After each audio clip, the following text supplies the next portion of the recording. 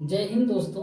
देखिए आज फिर से आपके सामने एसएससी सीजीएल 2024 के लिए प्रैक्टिस सेट लेकर आए हैं और आज के क्लास में हम सेट नंबर 5 के जितने भी 25 मोस्ट इम्पोर्टेंट क्वेश्चन बनते हैं उन सभी को हम डिस्कस करेंगे और उस क्वेश्चन से रिलेटेड जितने भी इम्पोर्टेंट पॉइंट बनते हैं, चाहे वो फार्मूला हो या फिर ट्रिक हो या आपकी बेसिक अप्रोच हो, अंडरस्टैंडिंग क्या है, वो सभी चीज़ें हम डिस्कस करेंगे। और उसके बाद एडिशनल इन्फॉर्मेशन जो भी क्वेश्चन से रिलेटेड होगा सभी के सभी आपको मैं यहाँ रखने वाला हूँ और आप हमसे स्टार्टिंग से लेके लास्ट तक बने रहिए और हो सके तो संभव आप एक पेंसिल और नोटबुक लेकर अपने साथ बैठ जाइए, ठीक है ना। क्योंकि कुछ पॉइंट्स बताऊंगा, कुछ फार्मूले बताऊंगा, उसको लिखना जरूरी है, बहुत काम देगा मेरे भाई, ठीक है ना। तो देखिए स्टार्ट करते हैं। आज की क्लास का पहला क्वेश्चन आपके सामने है, बहुत ही इम्पोर्टेंट क्वेश्चन है और बार बार पूछा जाता है। ऐसा क्वेश्चन बोल रहा है कि एक आयत की लंबाई को 20% से बढ़ा दिया जाता है तथा उसकी चौड़ाई को जो है ना 15% कम कर दिया जाता है, तो उसके क्षेत्रफल में बोल रहा है प्रतिशत परिवर्तन क्या होगा, वो पूछ रहा है आपसे। तो देखिए जब भी ऐसा क्वेश्चन आए, आयत की लंबाई में x% बढ़ा दिया जाता है या घटा दिया जाता है, चौड़ाई को x% या y% कम कर दिया, y% कम कर दिया जाता है, बढ़ा दिया जाता है, तो क्षेत्रफल में परिवर्तन क्या होगा मेरे भाई। देखिए इस क्वेश्चन को मैं धागे खोल के रख देता हूँ, एक तरीके में बहुत तरीके से बताऊंगा। तो देखिए सबसे पहले तो माइंड में आपका आता होगा मेथड ऑफ कंपाउंडिंग का फॉर्मूला यूज करके इस क्वेश्चन को सोल्व कर ले, ठीक है ना। x plus Y plus X Y upon 100 होता है, ठीक है। मेथड ऑफ कंपाउंडिंग का ये फॉर्मूला होता है x plus Y plus X Y upon 100। अब ये जितना मेरे भाई आएगा, अब यहाँ प्लस माइनस साइन डिपेंड करेगा तो उसके लंबाई और चौड़ाई में क्या प्रभाव पड़ रहा है, बढ़ रहा है या घट रहा है। बढ़ रहा है तो प्लस का साइन देंगे, एक्स के जगह घट रहा है तो माइनस का साइन देंगे जहाँ जहाँ। अब देखिए इस फॉर्मूला से हम बनाएंगे तो x का मान लेंगे, x लंबाई है तो x का क्या बोला 20% बढ़ रहा है तो प्लस ही रहने देंगे, तो 20% बढ़ रहा। उसके बाद चौड़ाई जो है बाई है तो यहाँ पर बाई 15% से कम कर रहे हैं तो -15 हो जाएगा। अब देखिए यहाँ पर x इंटू वाई है, x तो प्लस में ही होगा, अब y जो है माइनस में होगा 15% तो ये माइनस हो जाएगा, तो -20 इंटू 15 अपॉन 100 हो जाएगा, ठीक है ना। अब देखिए यहाँ क्या हो जाएगा, ये 3 हो जाएगा, 20 25 100 25 या 15 3 हो जाएगा, 15 और 3 18, 20 माइनस 18 कितना होगा मेरे भाई, +2 आ रहा है, ठीक है ना, +2 ध्यान रखिएगा, ठीक है ना।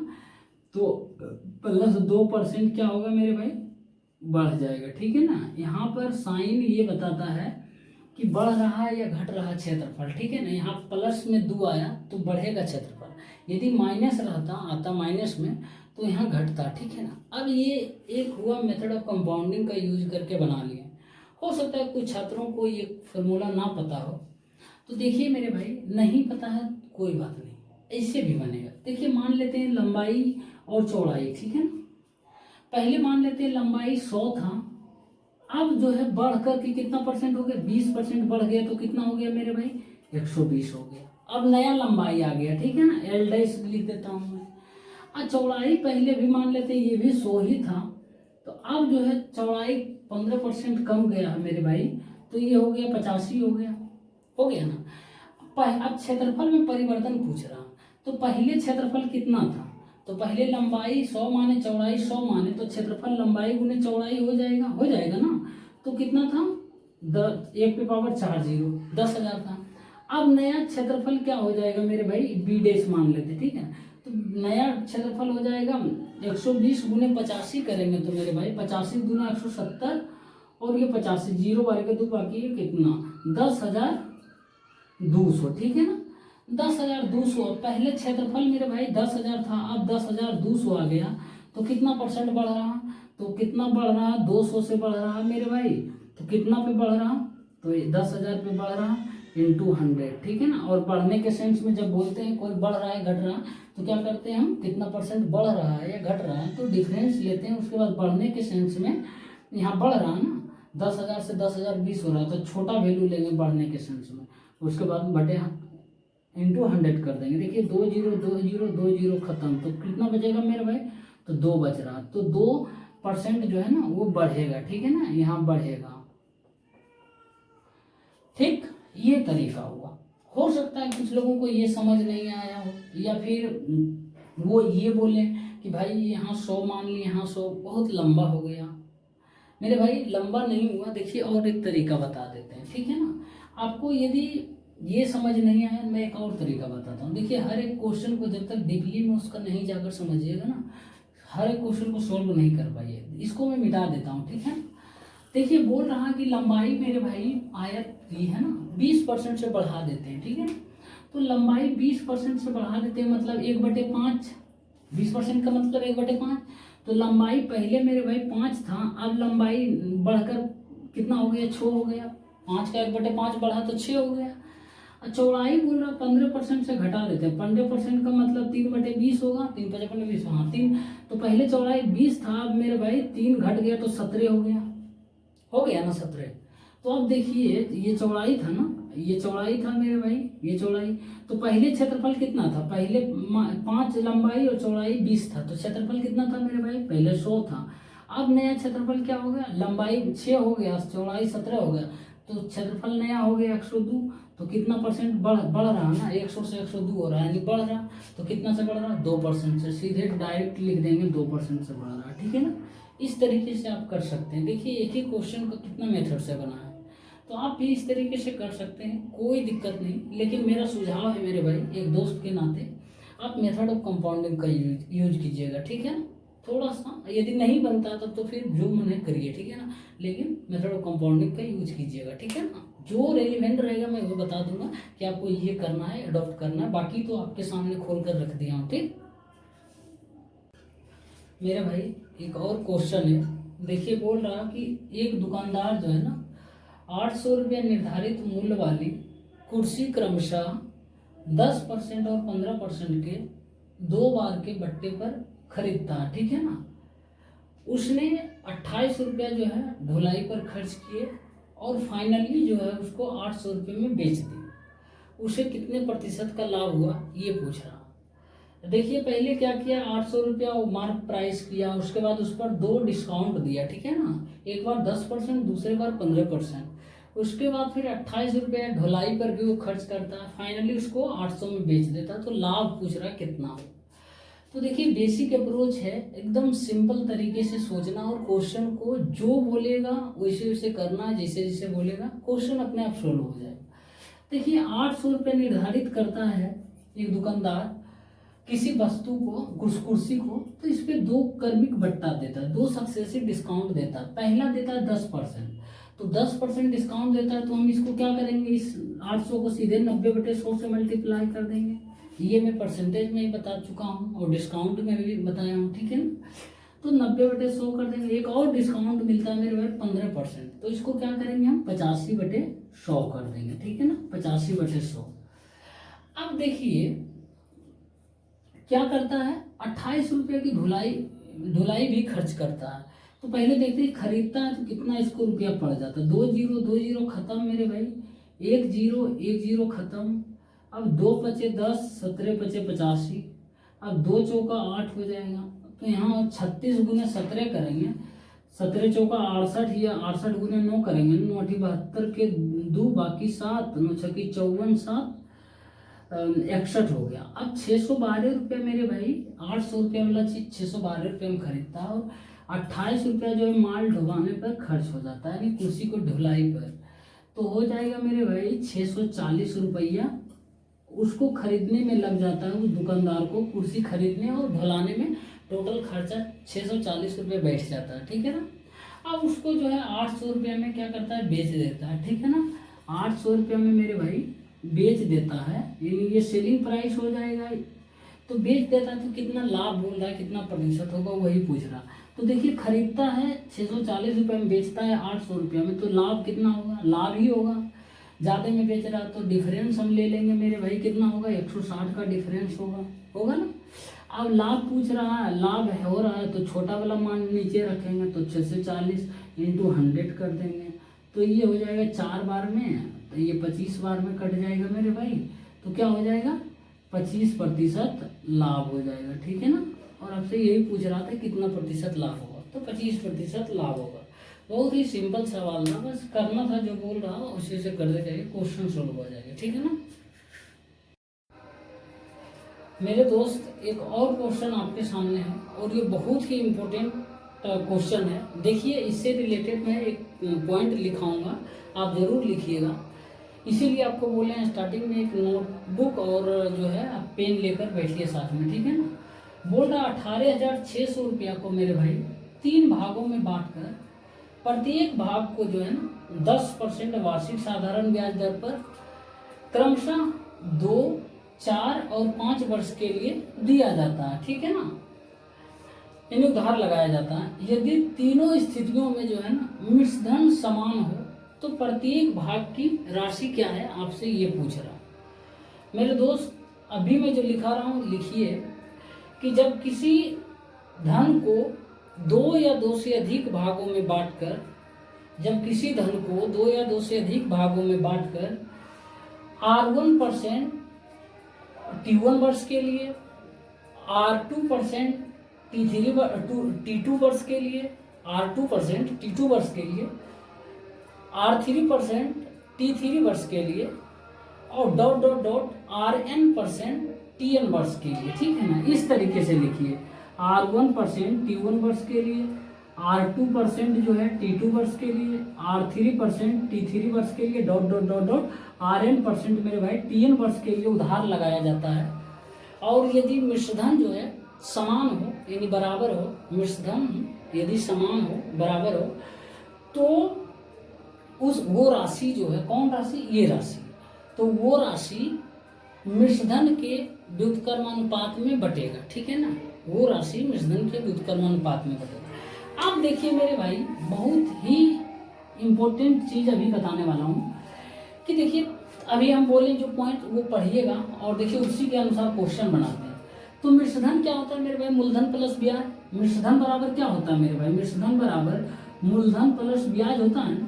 तो मूलधन हमेशा 100 मानकर चलते हैं। ठीक है ना, मूलधन हमेशा 100% मानकर चलते हैं। 100% ब्याज का मतलब क्या होता है मेरे भाई, असल में R होता है और T का मल्टीप्लीकेशन नहीं होता, R इंटू T होता है, ये ब्याज होता है। ठीक है ना, तो मिश्रधन इसका हो जाएगा 100% R इंटू T।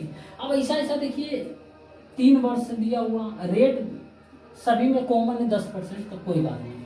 तो हम क्या बोले, इसके इन्वर्सली प्रोपोर्शनल बटेगा। तो सबसे पहले मेरे भाई हम क्या करेंगे यहाँ पर कि मिश्रधन सबका निकाल लेंगे। पहला भाग मान लेंगे ये है, दूसरा भाग ये है, तीसरा भाग लिख देते हैं। ठीक है ना, पहला भाग को मिश्रधन हो जाएगा 100 प्लस R1 इंटू T1 होगा, तो R सभी में कॉमन है। ठीक है ना, तो R 10 इंटू T1 पहला भाग 2 वर्ष के लिए देता है। फिर जो है इसी रेशियो में बटेगा। फिर दूसरा भाग जो है, फिर मिश्रधन इसका होगा 100%, R कॉमन सब में 10 इंटू दूसरा भाग जो है 4 वर्ष के लिए लगता है, तो 4। अब तीसरा भाग मेरे भाई हो जाएगा 100 प्लस 10 कॉमन सभी में सेम बोल रहा, प्रत्येक भाग को सेम रेट पर दे रहा, तो 10 इंटू 5। अब ये तीनों का मिश्रधन हो गया। मिश्रधन इस व्युत्क्रमानुपात में बटेगा, इसी का व्युत्क्रम करेंगे उल्टा। तो देखिए सबसे पहले लिख देते हैं 120 ये हो जाएगा, ये 140 हो जाएगा मेरे भाई, ये 150 हो जाएगा। अब काट देंगे तो 12 रेशियो 14 रेशियो 15 हो जाएगा। 1 0 1 0 खत्म हो जाएगा ना। थोड़ा सा मैं तेज कर रहा हूँ, नहीं तो बोलिएगा इतना टाइम ले लेते हैं। ठीक है, तो अब देखिए इसको हम व्युत्क्रमानुपात में बटेंगे, मतलब इसका उल्टा यानी 1/12 1/14 1/15 करेंगे। तो क्या करना है, सबसे देखिए आसान तरीका, मैं रेशियो में डिटेल में बताऊंगा, इस पर आऊंगा इस टॉपिक पे। तो देखिए जब भी 2 या 2 से अधिक रेशियो दिया रहे ना मेरे भाई, तो इसको अति करना है ना, बांटना है। तो 12 के सामने है ना 14 गुना 15 कर दीजिए। ठीक है ना, 14 गुना 15, इसको भूल जाइए, ये पहला भाग हो जाए। और दूसरा भाग मेरे भाई 14, इसके दूसरा भाग बांटना है ना इसके इनवर्सली प्रोपोर्शनल में, तो 14 छोड़ दीजिए, 12 गुना 15 कर दीजिए। ठीक है ना, तीसरा भाग को बांटना 15 में, तो 15 को छोड़ दीजिए, रेशियो कर दीजिए 12 गुना 14। ठीक है ना, यही बटेगा। असल में होता क्या है ना, 1/12 1/14 1/15 करते हैं, इन तीनों के एलसीएम लेके एलसीएम से इन डिवाइड करेंगे, मतलब मल्टीप्लाई करेंगे फ्रैक्शन हटाने के लिए। तो 12 14 15 का एलसीएम वही लिख देते हैं, 12 12 कट जाता है, 14 15 ही बचता है, तो फाइनली ये ऐसे करता है। अब देखिए यहाँ क्या 3 से कट रहा है, बिल्कुल कर रहा है, पत्तियाँ 15 ये हो रहा, ये चरतिया बार है, ठीक है ना। अब दूसरे कट रहा है, बिल्कुल कट रहा है। ये 7, ये 5 है ना, यहाँ इधर लिख देते हैं। ये 6 हो जाएगा, ये हो जाएगा मेरे भाई 7 हो जाएगा, ठीक है ना। तो ये 28 हो जाएगा, 35, ये 30। तो ये लिख देता हूँ 35/30/28। अब नहीं कटेगा, अब इसी रेशियो में टोटल धन बटेगा। तो टोटल धन कितना हो जाएगा, तेरे के 3 बाकी 1, 3 3 6 8 1 9, 93 बराबर 186, डबल जीरो होता है, यही धन बटेगा। तो 1 बराबर कितना आएगा मेरे भाई, 200 आएगा। तो प्रत्येक धन, पहला धन 35 आया, तो 35 बराबर हो जाएगा मेरे भाई 35 दूना 70, 3 7,000। पहला धन ये आ गया, ठीक है ना। ये पहला धन मैं लिख देता हूँ, और दूसरा धन 30 है, मैं दूसरा धन लिख देता हूँ, ठीक है ना। बराबर हो जाएगा 30 गुने 200, तो 6 1 2 3 0। तीसरा धन 28 हो गया मेरे भाई, ठीक है ना। आप थोड़ा समझदार होंगे, उम्मीद करते हैं आप लिख लिए होंगे, ठीक है ना। बाकी यहीं तक तो करना था। अब 28 गुने 2 कितना हो जाएगा मेरे भाई, 5600, ठीक है ना। तीनों धन आ गया, पहला का 7000, दूसरे का 6000, तीसरे का 5600 रुपया आ गया, बट गया। इस तरीके से करना मेरे भाई, सिंपल इंटरेस्ट का बहुत ही ये कॉम्प्लिकेटेड क्वेश्चन है, और इसको मैं बता दिया हूँ। उम्मीद करते हैं आज के क्लास में ये बहुत ही आपके लिए बेनिफिशियल क्वेश्चन होगा, ठीक है ना। यदि अच्छा लग रहा है मेरे भाई, ये तरीका आपको पसंद आया, तो वीडियो को लाइक कर दीजिए और शेयर कर दीजिए, ठीक है ना। हमको बताने में हो सकता है समय लगा होगा, लेकिन आप जब करिएगा ना, तुरंत कर लीजिएगा, ठीक। मेरे भाई, एक कंपाउंड इंटरेस्ट का बहुत ही सिंपल सवाल है। देखिए, बोल रहा कोई राशि जो है चक्रवृद्धि ब्याज की दर से 2 वर्षों में जो है 25 गुनी हो जाती है, तो वो वार्षिक दर क्या है, आपसे ये पूछ रहा है। मेरे प्यारे भाई, मैं फिर से बोल रहा हूँ, आप टॉप 100 क्वेश्चन की सीरीज जाकर जरूर देखिए। और यदि आप टोटल देख लेते हैं टॉप 100 क्वेश्चन का सीरीज, तो आपका मैथ पूरा कवर लगभग हो जाएगा। जितने कन्फ्यूजन क्वेश्चन बनता है सभी का सभी उसमें क्लियर कर दिए, ठीक है ना। ट्रिक सहित लिख दिए हैं, चीज़ें जितना भी उससे रिलेटेड है सब लिख दिए। तो देखिए, मैं बताया था टॉप 100 क्वेश्चन के सीरीज में कि जब कोई राशि चक्रवृद्धि ब्याज की दर से टी वर्ष में मेरे भाई, जब कोई राशि चक्रवृद्धि ब्याज की दर से टी वर्ष में है ना n गुनी हो जाती है, n गुनी हो जाती है, ठीक है ना, n गुनी हो जाती है, तो दर पूछेगा आपसे। तो दर बराबर बताए थे मेरे भाई, क्या होता है, n/1 पे पावर t-1 इंटू 100, ठीक है ना, इंटू 100%, ये बताए थे, ठीक है ना।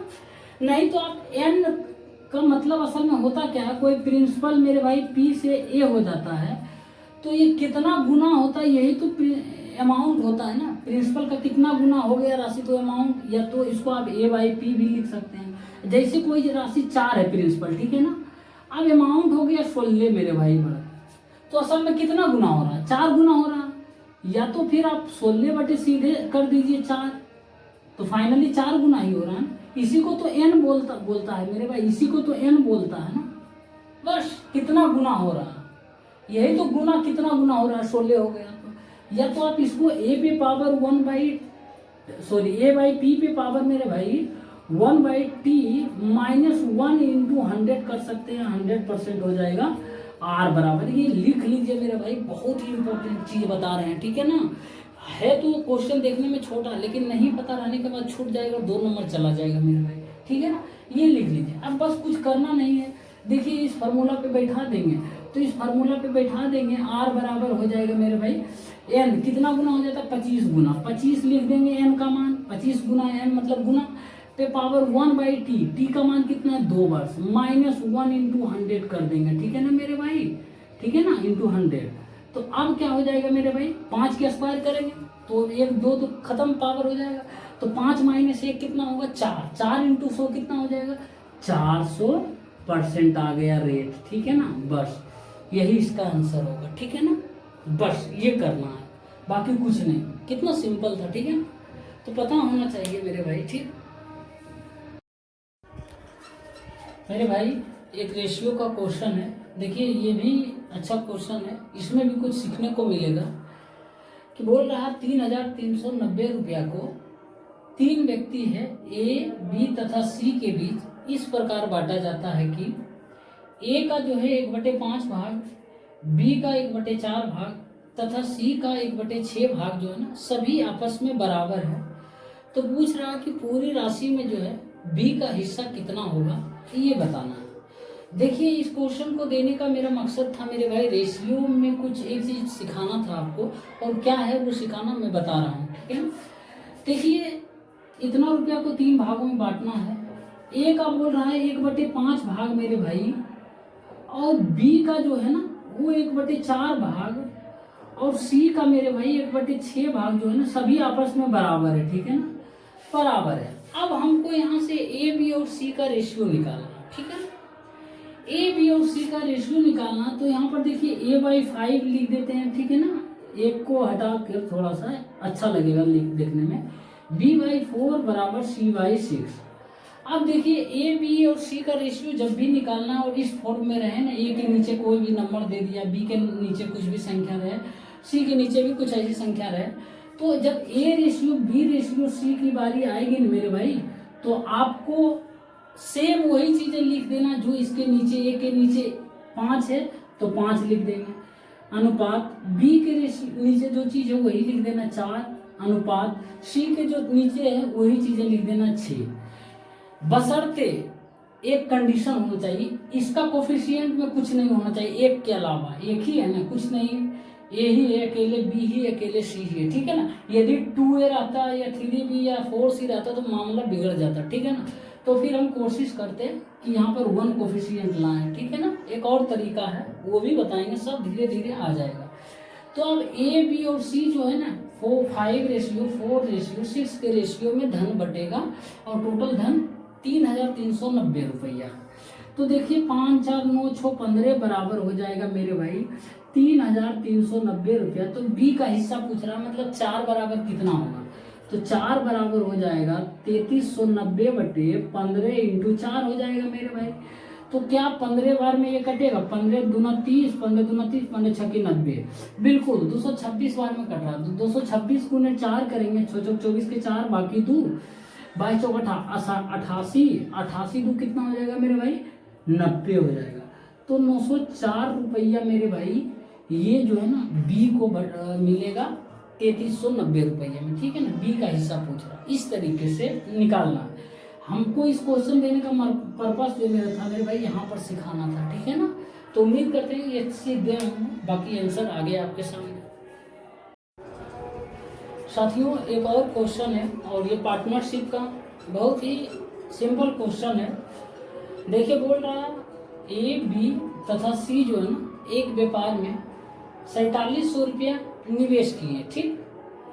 ए जो है बी से 500 रुपया अधिक लगाए, और जो है बी ने सी से 300 रुपया अधिक लगाए। यदि कुल लाभ जो है 1,410 रुपया हो तो ए को कितना लाभ हुआ, ये आपसे पूछ रहा हूँ।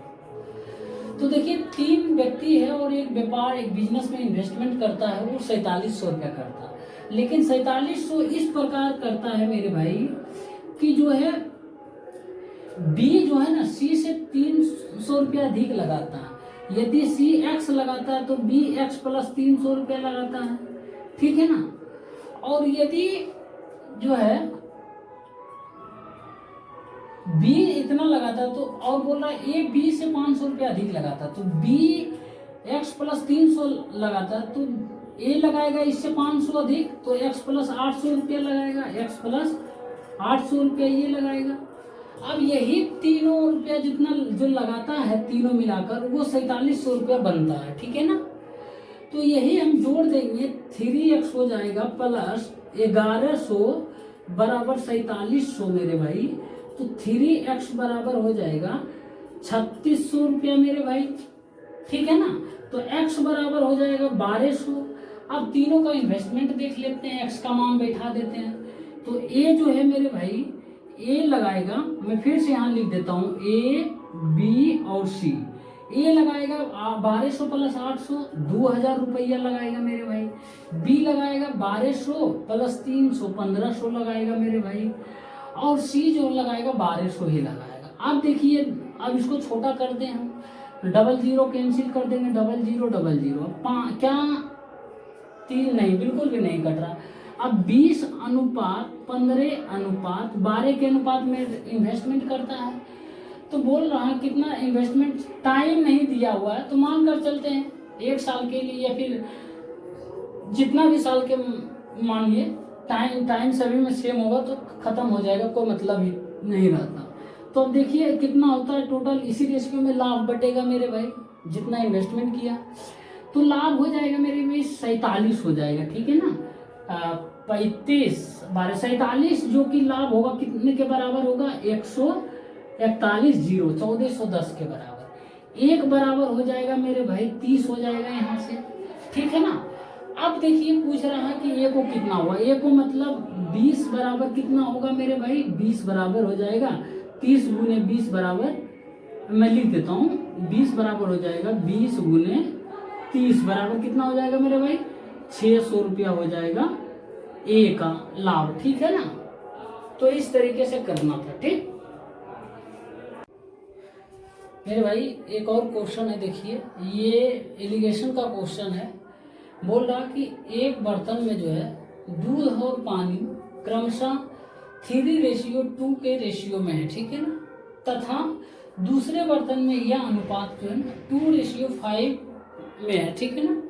दोनों बर्तन के मिश्रणों को जो है ना किस अनुपात में मिलाया जाए कि प्राप्त मिश्रण में जो है ना दूध और पानी क्रमशः 2:3 के रेशियो में हो जाए। मेरे भाई एलिगेशन में क्या होता है ना कि दो इस तरीके से रहता है और ये फाइनली इस तरीके से होता है, और ये बीच में जो यहाँ पर लिखाता है फाइनली टोटल को मिलाकर, मिक्सचर को मिलाकर 2 या 2 से अधिक रहता है उसको मिलाकर लिखते हैं। तो यहाँ पर ये मिलाया जाता है तो 2:3 बनता है, ठीक है ना। अब बाकी जो है पहला देख लेंगे कितना है, दूसरा कितना है। तो पहला 3:2 है। अब 3:2 को यहाँ पर हम किस तरीके से लिखेंगे, तो देखिए यहाँ पर या तो 3/5 कर सकते हैं, ठीक है ना, 3/5 कर सकते हैं यहाँ पर, या फिर मेरे भाई यहाँ पर 2/5 कर सकते हैं। या तो आप दूध का ले लीजिए 3 भाग, टोटल 5 भाग में, या पानी का ले लीजिए, तो एक निकलेगा तो दूसरा का अपने आप निकल जाएगा, जो मन करे। यहाँ पर भी आप या तो 2/7 लिख सकते हैं, टोटल 7 है ना, तो हम मिल्क का लेते हैं तो 2/7 लेते हैं, या फिर यहाँ पे 5/7 ले लेंगे, ठीक है ना। लेकिन ध्यान रहे जो यहाँ मिल्क का लेंगे यहाँ भी मिल्क का लेंगे, यहाँ भी मिल्क का लेंगे, यहाँ भी मिल्क का लेंगे, यहाँ वाटर का भाग लेंगे तो यहाँ भी वाटर का लेंगे, यहाँ भी वाटर का, सेम चीज लेंगे, तो हम मिल्क कर लेते हैं, ठीक है ना। तो 3/5 कर देते हैं, 3/5। जब भी ऐसा क्वेश्चन आए इस तरीके से करके रख। अब दूसरा बर्तन में क्या है, 2/5 है तो मिल्क कर लेंगे तो 2/7 हो जाएगा। 2 भाग है कितने में, 7 में, यहाँ 3 भाग मिल्क है 5 भाग में। अब यहाँ मिलाते हैं तो कितना बन जाता है, 2:3, यानी 2 भाग बन जाता है मिल्क का, कितना में, 5 में, टोटल 5 में, ठीक है ना। तो बस हो गया काम तमाम। अब देखिए फ्रैक्शन में आ गया एलिगेशन। फ्रैक्शन में आने से निकलने का एक तरीका मैं बताता हूँ, फिर बताऊंगा कि इस फ्रैक्शन को निकल जाइएगा जब इसके डिनोमिनेटर का एलसीएम लेके सभी से मल्टीप्लाई कर देंगे सभी में। तो हम 5 5 7 का एलसीएम लेंगे, नीचे वाला 5 5 और 7 का एलसीएम लेके मेरे भाई इन सभी में मल्टीप्लाई कर देंगे ना, तो हम 35 से एलसीएम हो जाएगा 35 से मल्टीप्लाई करेंगे, यहाँ पर क्या हो जाएगा, 5 7 35, 7 21 बन जाएगा ये, ठीक है ना। तो ये 21 हो गया, कितना, 3/5 के बजाय, तो ये 35 से मल्टीप्लाई करेंगे 10 हो जाएगा, 7 5 35 पर दूना 10 हो गया। अब यहाँ पर 35 से मल्टीप्लाई करेंगे तो 14 हो जाएगा, ठीक है ना। अब हमको वो नहीं दिख रहा बल्कि ये दिख रहा, तो अब हम मिल्क और वाटर अथी किए, तो देखिए क्या हो जाएगा, घटाएंगे मेरे भाई 4:7 हो जाएगा, ठीक है ना। तो यही इसका आंसर हो जाएगा। दूध और पानी क्रमशः जो होगा ना 4:7 के क्या बोलता है, किस अनुपात में मिलाएं, तो दोनों बर्तन में 4:7 के अनुपात में मिलाएंगे, ठीक है ना, जिससे कि दूध और पानी का अनुपात 2:3 हो जाएगा। इस तरीके से करना है, ठीक है ना। इस क्वेश्चन में क्या सीखे कि फ्रैक्शन जब एलिगेशन में आ जाए फ्रैक्शन तो उस फ्रैक्शन को कैसे हटाया जाता है, ठीक है ना, इस तरीके से करना है। मेरे दोस्त एक और क्वेश्चन है, देखिए बोल रहा किसी छात्रावास में जो है ना 200 छात्रों के लिए 50 दिनों का भोजन सामग्री था, ठीक। 10 दिनों के बाद जो है 50 छात्र और शामिल हो जाते हैं, तो शेष भोजन सामग्री कितने दिन चलेगा, आपसे ये पूछ रहा हूँ। तो देखिए ये सिंपल बहुत क्वेश्चन है, और हालांकि ये क्वेश्चन पूछा जाता है इस तरीके से, हमेशा पूछा जाता है, चाहे कोई एग्जाम हो, एसएससी का कोई भी हो या डिफेंस का कोई भी हो। तो देखिए ये क्वेश्चन में सिर्फ M1D1 का फार्मूला लगाएंगे और बन जाएगा। तो देखिए 200 छात्र है ना, तो 200 कितना दिनों तक भोजन चलता है, तो 50 दिनों तक, तो 50 से मल्टीप्लाई कर देंगे, ठीक है ना। और ये जो है 10 दिन के बाद 50 छात्र और शामिल हो जाते हैं, मतलब टोटल सामग्री जो है ना इतना है। अब जो है मेरे भाई 10 दिनों के बाद, यानी 200 छात्र जो है 10 दिन तक तो खाना खाता ही है, उसके बाद जो है ना 50 छात्र और शामिल हो जाते हैं। तो मेरे भाई 200 था पहले, तो 50 छात्र और शामिल हो गए, तो 250 छात्र हो गया। तो आखिरी के 250 छात्र कितने दिन तक खाना खाकर समाप्त कर देंगे, ये खाना नहीं पता है, तो हम डी मान लेंगे, मतलब डी दिन तक भोजन चलेगा बाकी, ठीक है ना। तो अब यहाँ देखिए ये क्या हो जाएगा, 10 1 2 3 0, इधर माइनस हो जाएगा 2000, ठीक है ना, 2000 1 2 3, तो ये हो जाएगा मेरे भाई 8000 हो जाएगा। 8000 बराबर 250 इंटू डी हो जाएगा, ठीक है ना।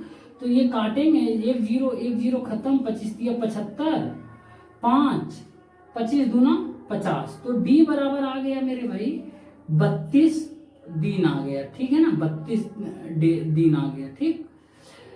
आपसे यही पूछ रहा था कितना दिन शेष चलेगा, तो 32 दिन भोजन सामग्री शेष चलेगा, ठीक है ना।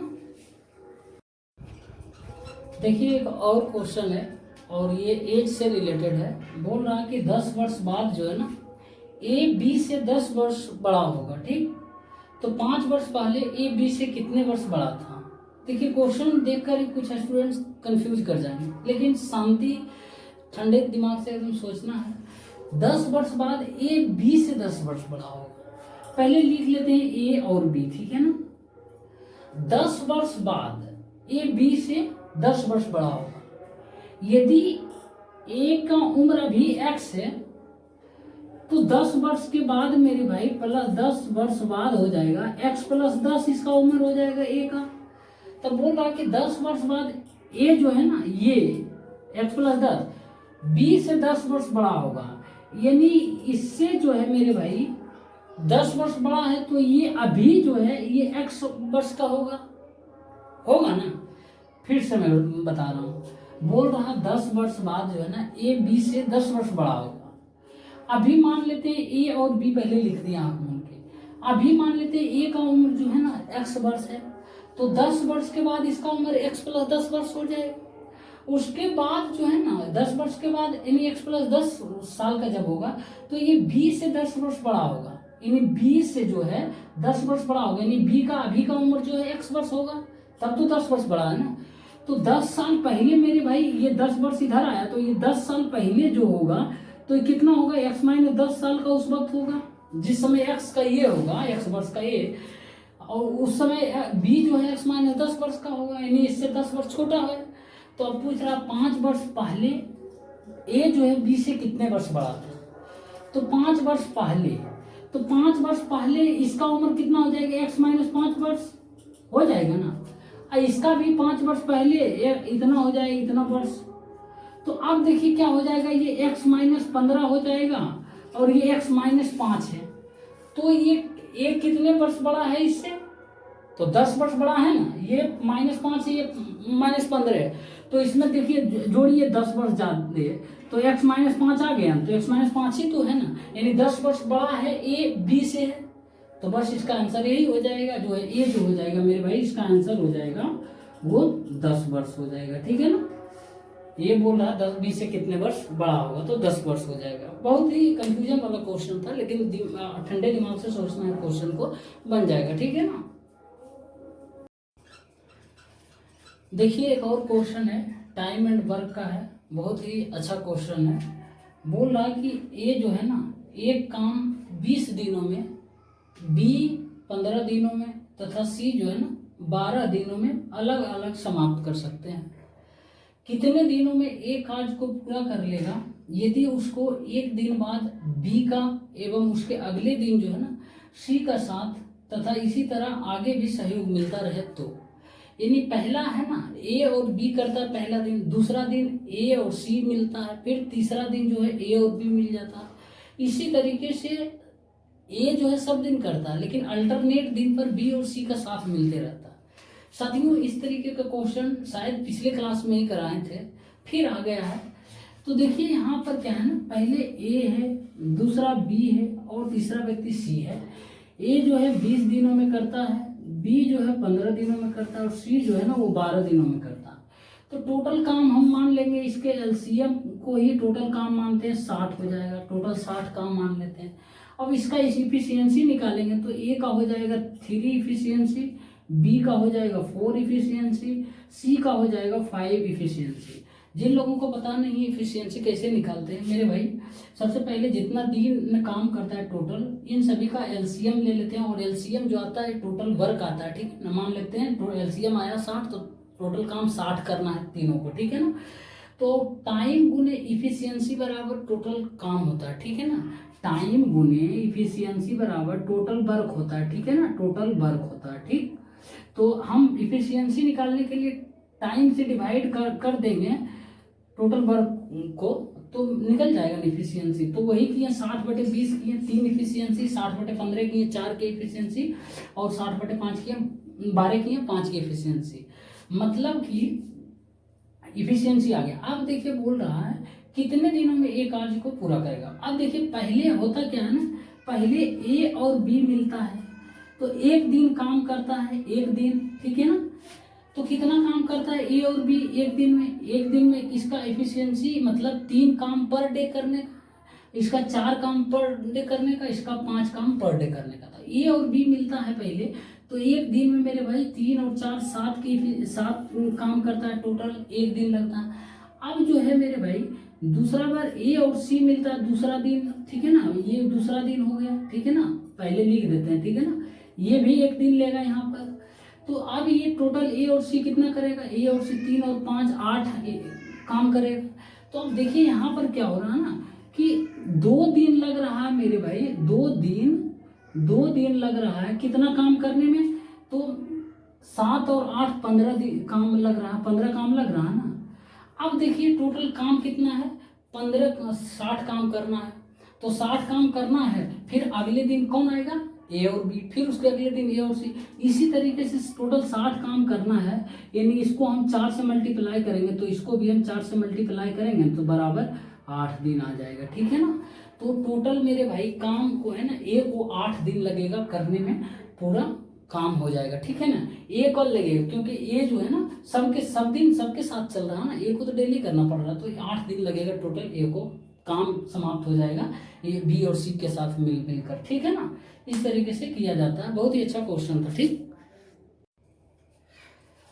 मेरे भाई। एक और क्वेश्चन है और ये एवरेज का है और ये बहुत बार ऐसा क्वेश्चन पूछा जाता है। देखिए इस क्वेश्चन को मैं एक तरीका बताऊंगा, आप हमेशा इस क्वेश्चन को सही कर आइएगा। बोल रहा किसी परीक्षा में जो है ना 40 छात्रों के गणित में प्राप्तांक का औसत जो है ना वो 78 था, ठीक है ना।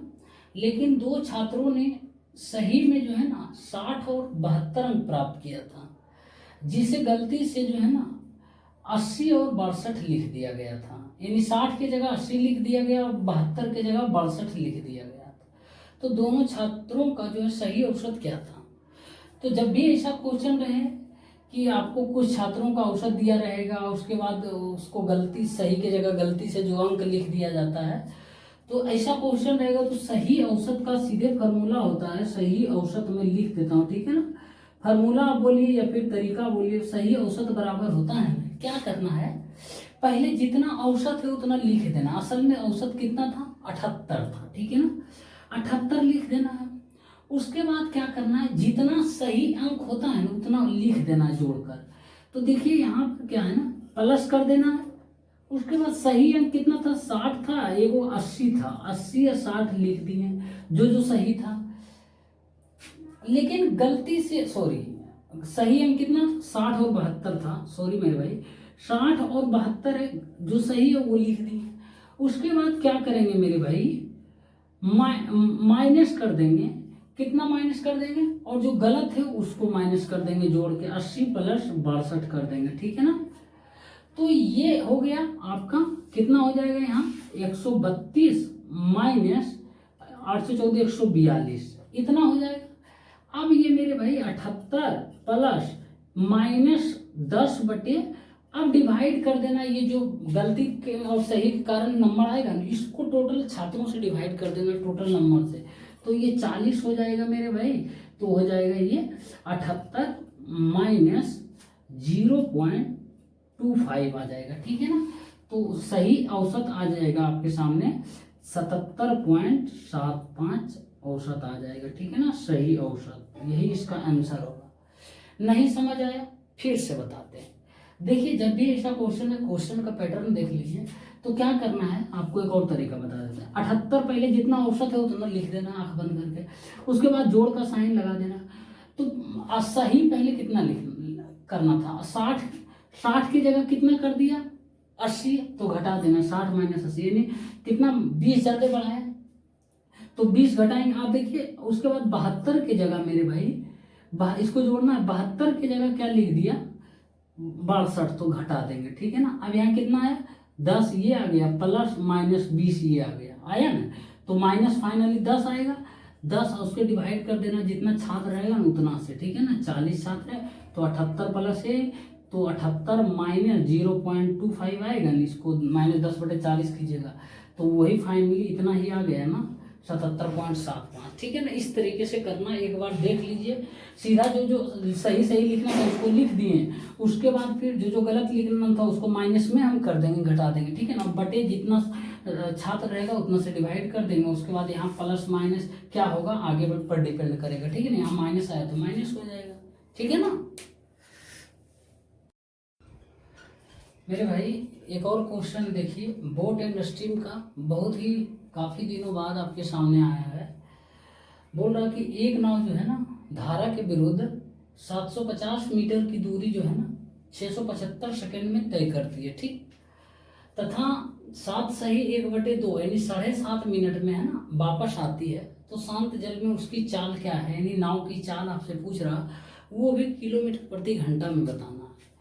तो देखिए धारा के विरुद्ध नाव चलता है, यानी x - y बराबर चलता है मेरे भाई, कितना सेकंड में, समय बराबर दूरी, यानी 675 समय बराबर दूरी बटे चाल कर रहे हैं, दूरी कितना होगा, तो 750 मीटर किसके विरुद्ध चल रही है मेरे भाई, तो धारा के विरुद्ध, यानी x - y।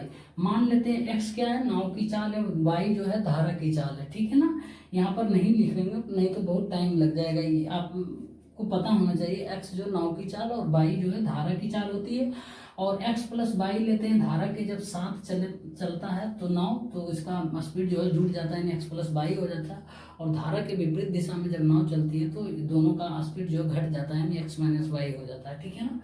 अब देखिए हम यहाँ पर क्या करेंगे, इसको 5 से काटेंगे, 13 × 5 = 65, 2 × 5 = 25, 15 × 5 = 75, ठीक है ना। ये हो जाएगा 15 × 9, तो 10/9, x - y बराबर 10/9 आ रहा है, ठीक है ना। अब जो है तथा 7 सही 1/2 यानी 7.5 मिनट में, यानी 15/2, इसको सेकेंड में बदलते हैं तो 30 कितना आ जाएगा, 15 × 45, इतना सेकंड लग रहा है उसको वापस आने में। एक बार धारा के विरुद्ध गया, उसके बाद अगली धारा के साथ आएगा, एक बार विरुद्ध जा रहा है, एक बार धारा के साथ ही आ जाएगा, वापस आएगा, तो ठीक है ना। तो यहाँ पे x + y हम यूज कर लेंगे, ठीक है ना। तो हो जाएगा मेरे भाई 450 समय बराबर दूरी बटे चाल, दूरी कितना, वही दूरी आ रहा है वापस, तो 750 बटे चाल हो जाएगा x + y। इस बार धारा के दिशा में आ रहा है, पहले बार धारा के विरुद्ध गया था। तो अब यहाँ पर क्या करेंगे, ये काट देंगे, 5 × 15 = 3 × 15, तो x + y बराबर 5/3 आएगा, ठीक है ना। और आपसे पूछ रहा शांत जल में नाव की चाल, तो यानी x का मान आपसे पूछ रहा, तो x का मान क्या हो जाएगा मेरे भाई, तो x का मान यहाँ हो जाएगा, इन दोनों को जोड़ के आधा कर देंगे, तो एलसीएम लेंगे, 10/9 + 5/3, तो हो जाएगा 9 एलसीएम 9 × 5 = 15, ठीक है ना, 5 × 15 = 10, 25/9, ये आया क्या, मीटर प्रति सेकंड में चाल आया, लेकिन आपको किलोमीटर प्रति घंटा में निकालना है, तो हम क्या करेंगे मेरे भाई, 18/5 से मल्टीप्लाई कर देंगे, 5 × 5 = 25, 9 × 2 = 18, तो 5 × 2 = 10 किलोमीटर प्रति घंटा आएगा x बराबर, और जो कि x क्या माने थे, नाव की चाल होता है, और यही आपसे पूछ रहा शांत जल में नाव की चाल 10 किलोमीटर प्रति घंटा होगा, ठीक है ना। साथियों सॉरी, यहाँ पर 2 से डिवाइड भी होगा क्योंकि 2x होता है ना, तो यहाँ से 2 से डिवाइड भी हो जाएगा, ठीक है ना। तो 2 से डिवाइड होगा तो 5 हो जाएगा, माफ़ी चाहते हैं, 5 किलोमीटर पर आवर हो जाएगा, ठीक है ना।